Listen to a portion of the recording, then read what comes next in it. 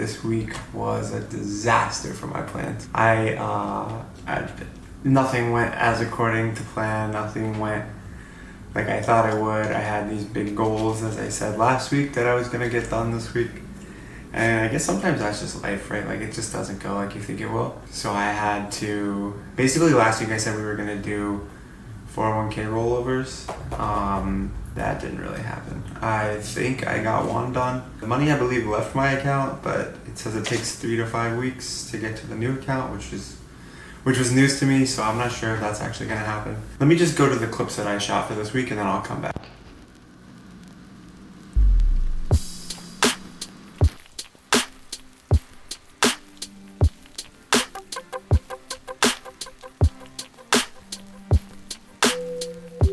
Okay, so yeah, as you can see, beginning of the week I was Monday, team drinks, Tuesday, client event, out super late, Wednesday, Thursday, I was working till like 11:30, 12, Friday working till 9. All those late nights like that just kind of spiraled into an effect of me not actually getting anything done in the mornings because I was like getting home at 12, trying to see my fiance for 30 minutes or so until I passed out. And then, 4:30, the alarm comes by. You do that 4 or 5 days in a row and it's not happening. So I ended up not getting out of bed till like right before I had to leave for work. Basically, when you think about the week as a whole, like that's just kind of how weeks go for me in this job. But when I'm trying to get into this new lifestyle of like trying to develop this financial freedom, I can't let my weeks go like that. And so I would say this week was a disaster for the life I'm trying to build, because if you're thinking about it as a balance between like your life and your new life, my current life just kind of dominated my new life this week. There's really no in between. So the balance was way out of whack this week, and not a lot got done to what I needed it to be. So I would say a lot of fails this week. I missed basically every alarm, which is not great. Don't like to do that. And then I cheated on my diet like a little bit. I had some fast food at night because I just was so, I guess it's an excuse, right? But I was so mentally just exhausted and drained. You know how you're just looking for that kind of pick me up. So that's not great either. Don't want to be doing that, because you can't let work win in multiple facets of your life. Like work's already stealing your time. So now I let it steal my health as well, which is not good. Because I missed my workouts and I didn't eat properly, so double whammy in the negative category there. So not great all around. Also, I don't know if it was like excessive screen time or my eyes are burning really bad, and so my contacts are reacting really negatively to my eyes. So I can't wear my contacts right now. So either I looked at my screen way too much, or I have an eye infection, which just kind of kicked me while I'm down. So I have to take a few days off of my contacts and see what happens. Problem is these glasses are like 5 years old, and they're extremely scratched, so they look not great, but whatever. It is what it is. Anyways, let's talk about some of the wins of the week. So I learned a little bit about thumbnails. My thumbnails were probably a disaster. Well, they were a disaster, so hopefully those will start to improve a bit, so that this content will look a little bit more appealing to people that are scrolling by and might want to click on it. Continuing working on learning how to edit these properly, though this one might be almost completely one take, just because I just didn't have time to do anything this week, but I still wanted to get something out and just kind of talk about how the journey's going. So not a lot of editing is going to be needed for this anyways. This week I've been reading The $100 Startup by Chris Guillebeau, as well as The Millionaire Fastlane by MJ DeMarco. I like The $100 Startup a lot because it is kind of basically saying like with $100 you could get your business started. If there's something you like, there's something you're passionate in, and there's a skill you have, and you can find the center of the Venn diagram there, you can come up with a business idea that will pay you. So I think that's really interesting. And you hear it a lot, like how you hear it a lot from a corporate perspective, right? Like you learn your baseline skills, you try to get into some sort of job that will give you baseline skills, and then at some point in life you'll be able to mix your passion with your skills, and that'll be the right job for you. Well, I think if we turn that on top of its head, how can you do something entrepreneurially to make those two things meet? And I think that's something that I really needed to hear right now, because I think that's really interesting. A lot of my skill set is in formal investing background and a classic investing background, and so I was kind of stuck in this idea that kind of leaves me with you could move to somewhere, or you could open your own fund or your own family office if somehow money grows on a tree.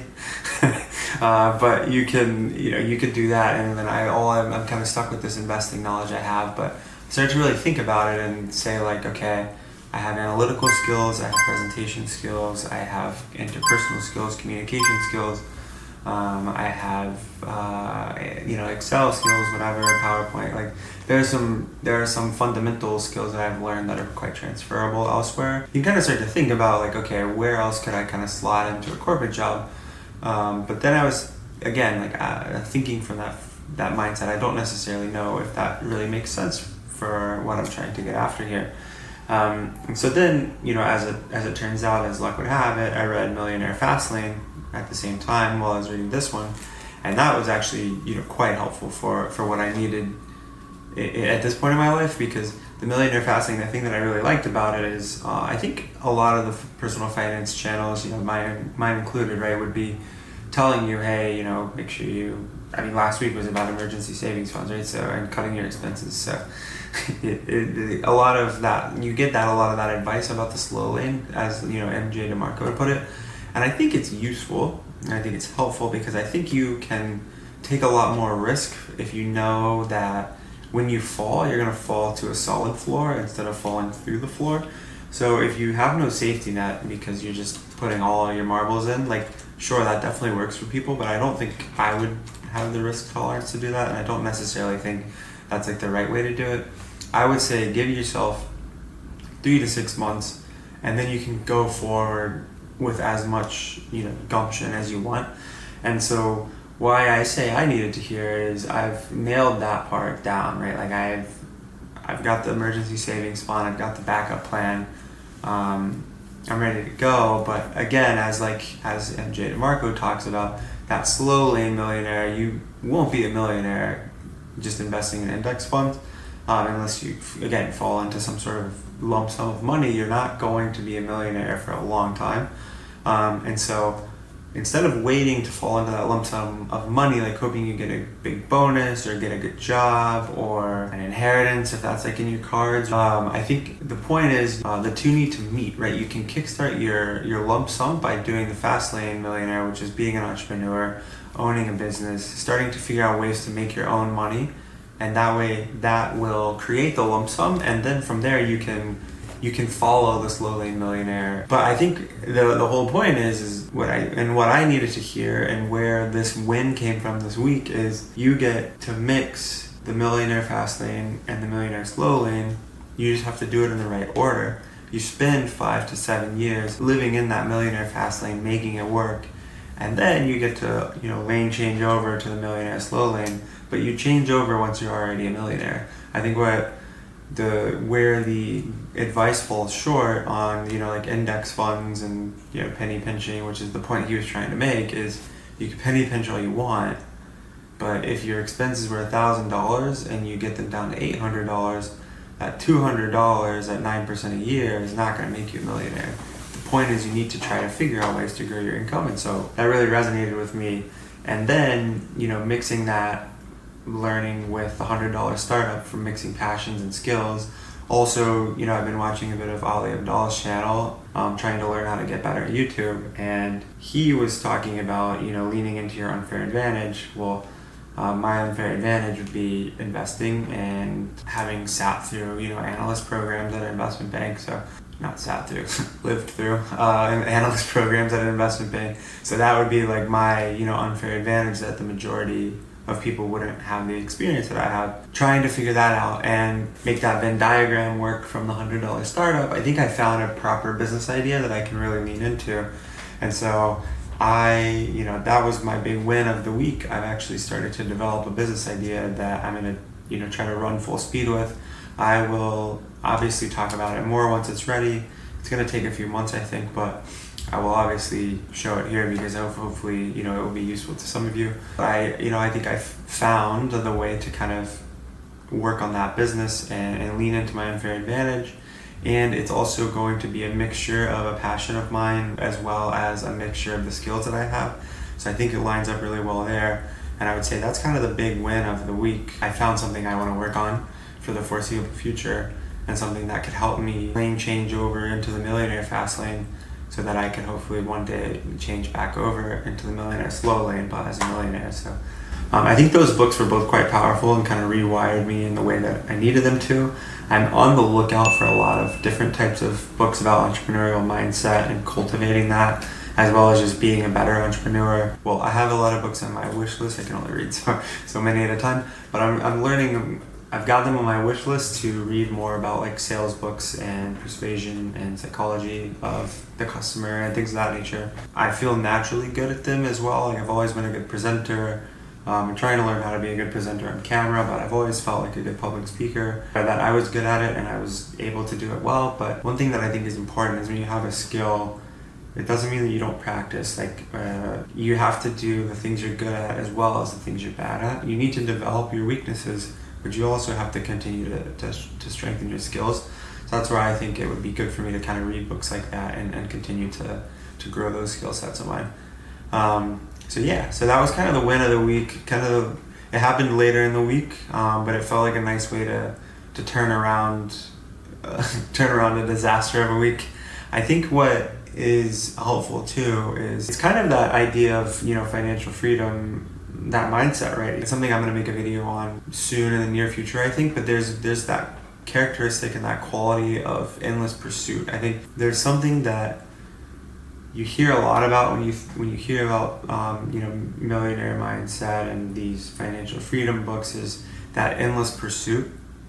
It's the fact that to do this, right, to not follow the mold and to not follow the rat race and to not live the way that the system is set up for you to live, you need to be extraordinary, right? Like there's ordinary, that's the ordinary way to do it. You need to be extraordinary to fall out of that mold. And so again, that is that idea of that just constant, endless pursuit of, you can tell me whatever you want to tell me, I'm going to win. And that is what it takes. I think that's why you make a YouTube channel. I'm going to make these YouTube channels even if only one person watches it, because at some point, someone will continue to watch these, and you couldn't convince me that that's untrue. I know that this will reach people, and I know that it will help. And so you couldn't tell me otherwise, because that's what I believe.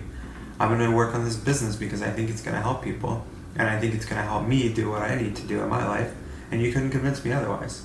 If I get feedback that it's a bad execution, I will, course correct, but you'll never get me off the course, and that's the point.